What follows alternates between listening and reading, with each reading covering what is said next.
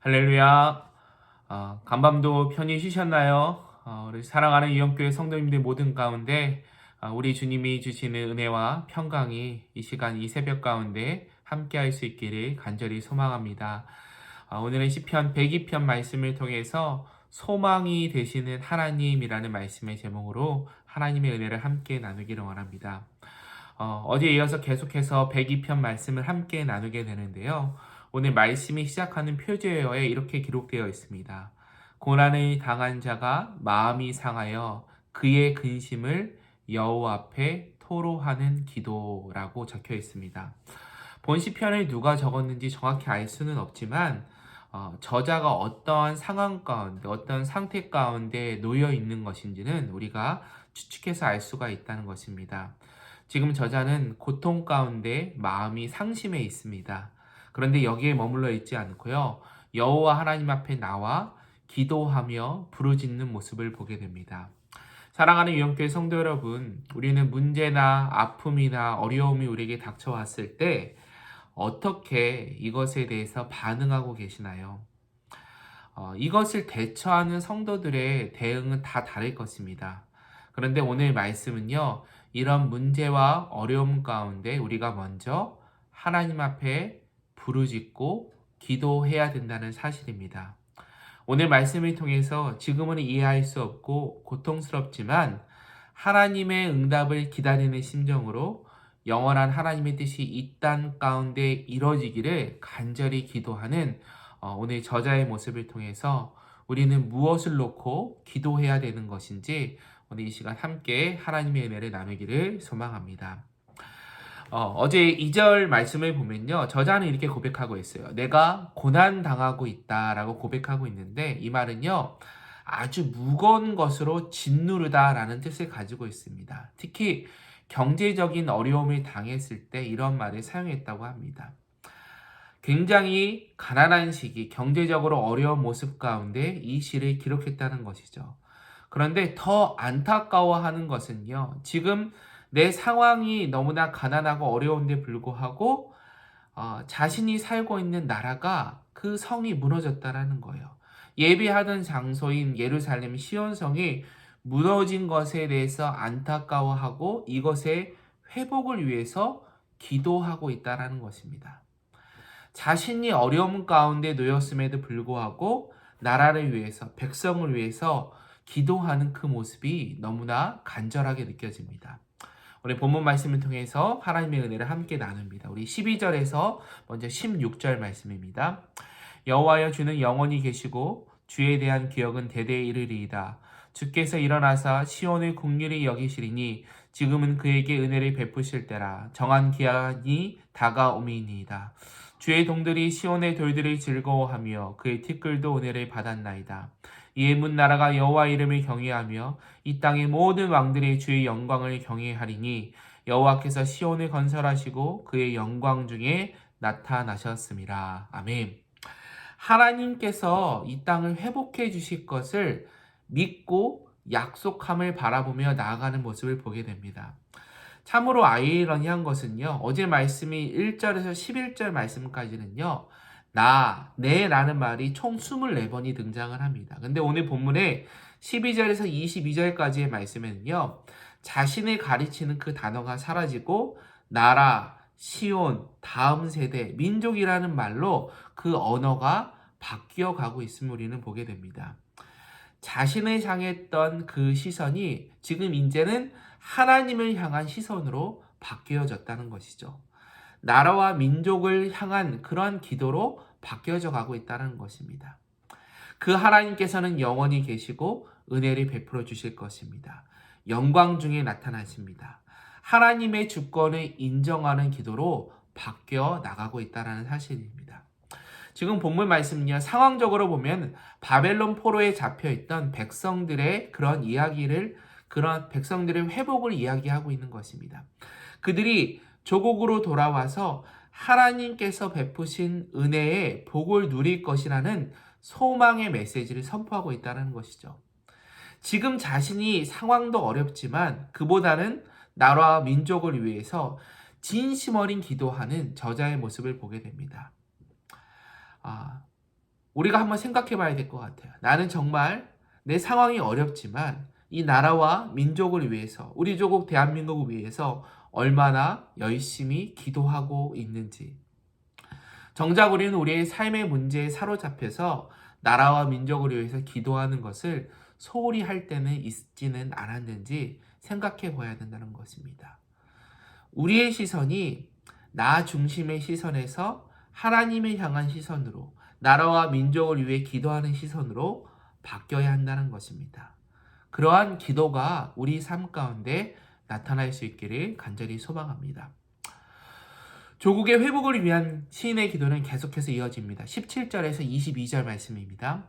여호와께서 빈궁한 자의 기도를 돌아보시며 그들의 기도를 멸시하지 아니하셨도다. 이 일이 장래 세대에 위하여 기록되리니 창조함을 받을 백성이 여호와를 찬양하리로다.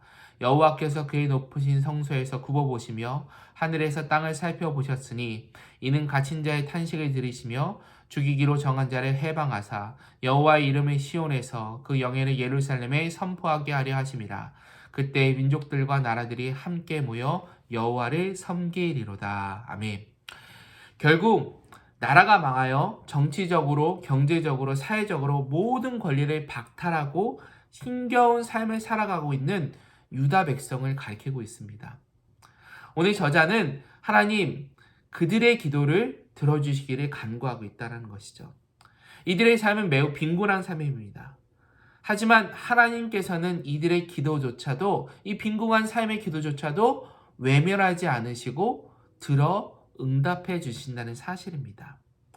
그리고 하나님께서는 이들의 회복을 선포하시고 다시 한번 회복하여 그 땅으로 돌아올 것에 대해서 말씀하고 있다는 사실이죠. 너희는 이것을 잘 기록해서 후대를 위해서 이러한 기록을 남기도록 하여라 라고 오늘 저자는 권면하고 있습니다. 또한 하나님은 높은 성소에서 굽어보시기도 하시며 땅과 하늘을 살피시는 분이라는 믿음의 고백을 보게 됩니다. 결국 저자는 하나님의 약속대로 하나님의 백성이 다시 예루살렘으로 돌아와서 하나님께서 주시는 은혜를 맛볼 것임을 확신하고 있습니다. 우리가 이러한 소망, 희망을 갖는 것은요, 사실은 문제 앞에서 다시 일어날 수 있는 힘을 얻을 수 있는 것입니다. 내가 다시 회복될 것이라는 소망이 있기 때문에 우리는 살아갈 수 있다는 것이죠. 아플 때는 내가 다시 치유될 것이라는 소망이 있습니다. 힘들 때는 나에게는 다시 쉼이 찾아올 거라는 간절한 소망이 있기 때문에 우리가 살아갈 수 있다는 것이죠. 결국 우리가 이 땅 가운데 소망을 두는 것이 아니라 영원한 것, 하나님께서 예비하신 하늘나라의 소망을 두고 우리는 살아가는 존재이기 때문에 이 땅 가운데 처하는 여러 가지 어려움과 아픔이 우리의 삶을 막을 수 없다는 것이죠. 오히려 우리가 천국 소망에 우리의 소망을 두고 살아갈 수 있는 존재가 될 수 있다는 사실입니다. 이 땅 가운데 우리가 하늘의 소망을 두고 살아갈 수 있는 저와 여러분 모두가 될 수 있기를 간절히 소망합니다. 마지막으로 남은 인생을 하나님께만 의탁해야 함을 23절에서 28절에 말하고 있습니다. 봉독해 있습니다. 내가 내 힘을 중도에 쇠약하게 하시며 내 날을 짧게 하셨도다. 나의 말이 나의 하나님이여 나의 중년의 날에 데려가지 마옵소서. 주의 연대는 대대에 무궁하니이다. 주께서 옛적에 땅의 기초를 놓으셨사오며 하늘도 주의 손으로 지으신 바니이다. 천지는 없어지려니와 주는 영존하겠고 그것들은 다 옷같이 낡으리니 의복같이 바꾸시면 바꾸려니와 주는 한결같으시고 주의 연대는 무궁하리이다. 주의 종들은 자신의 항상 안전히 거주하고 그의 후손은 주 앞에 굳게 서리이다 하였도다. 아멘. 자신을 향한 시선이 나라와 민족으로 바뀌었고요. 이제 마지막에는 다시 자신에게 그 시선이 옮겨지게 됨을 보게 됩니다. 그런데 1절과 11절에 나타나는 나 중심의 시선과는 다르게요. 23절에 보니까요. 중도에라는 그런 말이 표현이 되는 것을 보게 돼요. 문자 그대로 인생을 걸어가는 도중에 라는 뜻입니다. 그리고 쇠약하다, 무거운 것으로 짓누르다, 짧게 하다라는 의미를 가지고 있어요. 문자적인 의미는 무엇을 베버리다, 베다라는 뜻을 가지고 있습니다. 지금 시편 102편의 저자는요, 하나님이 자신을 짓누르고 있는 것 같고 추수할 때 뼈가 베이는 것처럼 자신의 뿌리가 잘린 것 같은 시간을 보내고 있다라고 호소하고 있다는 것입니다. 그래서 24절에 보니까 지금 중년인 자신을 데려가지 않으시면 좋겠다라고 호소하고 있는 것입니다. 이것이 이런 의미가 아닐까라고 생각을 해봅니다. 나이가 들면 들수록요, 인생의 연륜과 경륜은 쌓여져 가는 것 같습니다. 젊을 때는 보지 못했지만 어떤 중년의 나이가 들었을 때 인생의 방향이랄까요? 가치라고 표현할까요? 무엇인가 좀 더 다져져 가고 굳어져 가는 모습을 우리는 누구나 느끼게 된다는 것이죠. 이제는 한 걸음 더 나아가서 하나님의 일하심, 하나님의 역사하심의 깊이를 더 보기 시작한다는 사실입니다. 더 깊은 신앙의 상태로 나아가고 있음을 보게 됩니다. 오늘 시인은 그러한 고백을 하는 것이 아닌가 생각을 해봅니다. 어렸을 때는 내가 깨닫지 못했지만 지금 중년의 나이가 된 이때에 하나님의 일하심을 내가 기억합니다. 내가 하나님의 역사하심을 깨달으며 나아갑니다. 라는 믿음의 고백을 하고 있다는 것이죠. 그리고 25절에서 28절에 이제서야 나를 향하신, 우리를 향하신 영원하신 하나님의 일하심이 보이기 시작합니다. 하나님, 주님께서 하셨습니다. 이 세상의 만드심도, 땅의 기초도, 다스리고 보존하시는 모든 것도 하나님의 섭리하심입니다. 지금까지 나를 인도하신 하나님, 이스라엘 백성을 이끄시는 하나님, 그 하나님을 내가 찬송합니다. 라는 모습, 그 고백을 보게 된다는 것이죠. 28절의 마지막에 이렇게 고백합니다.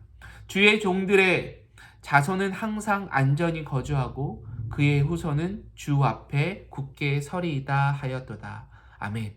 주의 종의 자손들, 결국 유다 백성들을 의미합니다. 종은요, 그 주인이 그 종의 모든 것을 책임져 주듯이 우리의 주인 되신 예수 그리스도, 우리의 주인 되신 하나님께서 유다 백성들을 책임져 주시고 약속의 땅에서 살게 해 주시겠다는 그 소망을 잊지 않고 살아간다는 것이죠. 그리고 그 후손도 하나님 앞에 굳게 서기를 소망하고 있습니다. 문제 앞에, 고난 앞에 우리가 하나님 앞에 기도한다면 하나님께서는 그 기도를 분명히 들으시고 회복시켜 주실 것이라는 사실입니다. 사랑하는 유영교회 성도 여러분, 우리도 봄 시편의 저자처럼요, 고난을 겪고 마음의 상처를 입을 수 있습니다. 그런데 그 순간 내 자신이 겪는 아픔과 그 상처에 머물러 있지 말고 눈을 들어 하나님의 일하심을 기대해야 된다는 것입니다.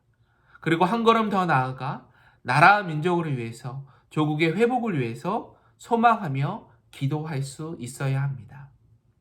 우리나라는 너무나 안타깝게도 아직까지 남북이 분단이 되어서 지금 70년이 넘는 역사를 지닌 채 살아가고 있습니다. 이럴 때 우리가 해야 될 것, 물론 내 문제도 중요하고 내가 처한 상황도 중요하지만 조국 통일을 위해서 기도하는 모습을 게을리 해서는 안 될 것입니다. 오늘 일 하루도요, 하나님께서 나에게 주신 그 은혜를 기억하면서 내 마음과 정성을 다하여 하나님께서 세우신 그곳에서 그리스도의 향기를 드러내며 살아갈 수 있는 저와 여러분 될 수 있기를 간절히 소망합니다. 내 자신과 내 자신이 처한 상황과 문제를 바라보지 않고 나라 민족을 위해서, 우리의 이웃들을 위해서 다가올 주님을 바라보며 영원하신 주님께서 함께 하신다는 것을 기억하며 주님과 동행하며 살아갈 수 있는 이 한날 될 수 있기를 주님의 이름으로 간절히 축원합니다. 기도하겠습니다. 사랑의 하나님, 감사합니다. 인생의 고난 앞에서 하나님의 일하심을 인정하는 믿음을 허락하여 주시옵소서. 오늘 시편 저자같이 자신의 상황만을 바라보지 않게 하시고 영원하신 하나님과 하나님의 일하심을 기대하며 환경을 넘어 소망 가운데 살아가는 우리의 인생 될 수 있도록 인도하여 주시옵소서. 주어진 삶의 자리에서 better together, 함께하는 것이 저 축복된 것임을 깨닫게 하시고 올바른 판단, 기도의 자리에서 하나님과 동행하심을 경험하며 살아갈 수 있는 삶을 살아가도록 인도하여 주시옵소서. 사랑합니다, 주님. 모든 것 감사드리며 예수 그리스도의 이름으로 간절히 기도합니다. 아멘.